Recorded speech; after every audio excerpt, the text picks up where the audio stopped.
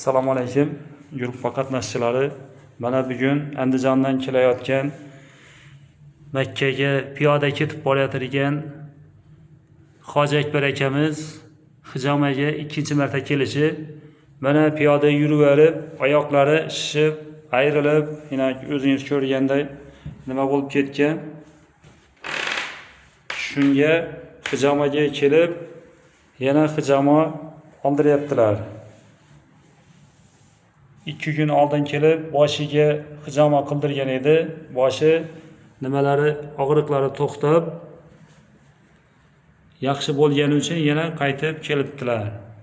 Yana ko'rganingizdek Hoji akamiz o'zlarini bir nima deb yuborsalar. Akalar, ukalar, assalomu alaykum. Yaxshimisizlar? Mana xabaringlar bor. Andijon shahridan Saudiya Arabistoniga tugani yetalab yo'lga chiqqanmiz.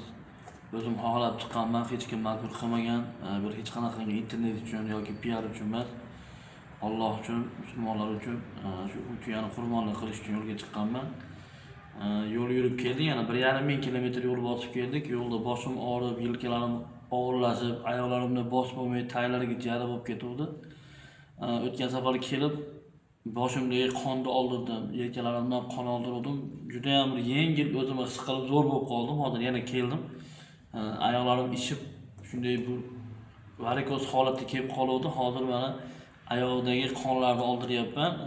Oyoq taylar yara bo'lib ketgan, ularni ham bir dori surkaymiz. Xulosa yana yo'limizni davom etamiz. Tavsiya qilaman, Xorazm shahriga kelsanglar, albatta Yoshlar ko'li yonida joylashgan Hijoma markaziga kelinglar. Ibn Sino tabobat markazi ekan bu. Alloh nasib qilsa shifo topib ketasizlar inshaalloh. Hammaga rahmat. Sog' bo'lib, salomat bo'ling. Yana boshingizda tepalari hijomani o'rni yo'qolgan.